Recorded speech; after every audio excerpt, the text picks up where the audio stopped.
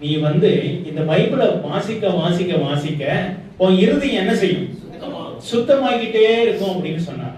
அது போல இந்த வேதத்தை வாசிக்கிற நம்முடைய வாழ்க்கையில நம்ம வாசிக்க வாசிக்க நம்ம என்னவா மாறணும்?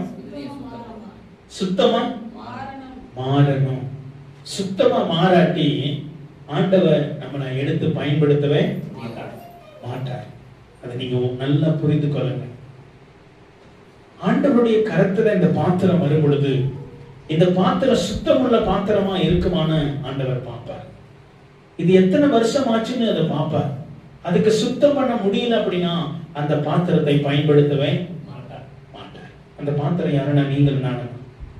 நம்முடைய வாழ்க்கை சுத்தமா இருக்கணும்.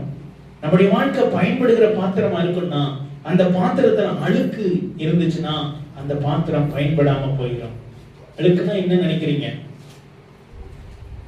இந்த உள்ளான பாத்திரத்துக்கு அழுக்கு எதுவா இருக்கும்னா நம்முடைய சுபாவம், நம்முடைய பேச்சு, நம்முடைய நடக்கை, நம்முடைய சிந்தனை, அதெல்லாம் என்னது? இந்த பாத்திரத்தினுடைய அழுக்கு. எத்தனை வருஷம் கிறிஸ்தவர்களா இருக்கிறோம், ஆனா இந்த பாத்திரத்தை கையில் எடுத்து ஆண்டவர் பயன்படுத்தும் பொழுது இந்த பாத்திரத்தை திரும்பி பார்த்தார்னா இந்த பாத்திரத்தை அவர் பார்க்கும்போது, ஓ இது கீழ்ப்படியாத பாத்திரமா, இத்தனை வருஷம் இது கீழ்ப்படியல, அப்ப இது கீழ்ப்படியிட்டு ஓரத்துல வச்சுருவார்.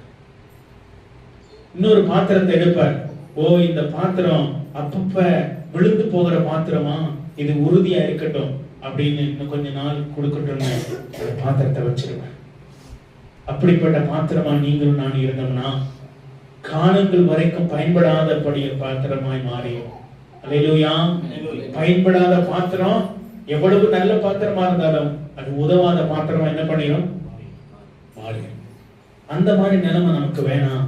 இந்த பாத்திரத்தை ஆண்டவர் பயன்படுத்தணும். இன்னைக்குள்ள பாத்தீங்கன்னா ஆவியானுடைய பாடல்களையே பாடி இருக்கிறோம். ஏன் பாடி இருக்கிறோம்? நம்ம மாறணும். உன்னத ஊற்றுமையா உங்க அபிஷேகத்தை எனக்குள்ள பொங்கி வாங்க, இதெல்லாம் பாடி இருக்கிறோம். ஏன் பாடி இருக்கிறோம்? இந்த உள்ளான மனுஷன் மாறணும். அல்லேலூயா. இந்த உள்ளான மனிதன் மாறும் பொழுதுதான் நம்முடைய வாழ்க்கை மறுரூபமாக மாற ஆரம்பிக்கும். அப்பதான் உங்களை என்னை எடுத்து கர்த்தர் என்ன செய்வாரு? பயன்படுத்துவார். அவரை ஆசீர்வதிப்பார். நம்ம ஆசீர்வாதம் உள்ள பாத்திரமா மாறணுமா இருந்தா நம்ம மாறாம இந்த பாத்திரத்தை கையில் எடுக்கும் பொழுது அந்த பாத்திரத்தை அவர் பயன்படுகிற பாத்திரமா அவருடைய கரத்துல இருக்கணும். அப்பொழுதுதான் அதை பயன்படுத்துவார். அல்லேலூயா. நீங்க கீழ்ப்படிந்தீங்கன்னா, ஆண்டவர் சொல்லுகிறத நடத்துனீங்கன்னா அந்த பாத்திரத்தை அவருக்கு உகந்த பாத்திரமாக ஆண்டவர் பயன்படுத்துவார். அல்லேலூயா. பாத்திரம் மாறணும்.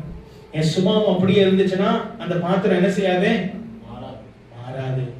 மாறாத பாத்திரம்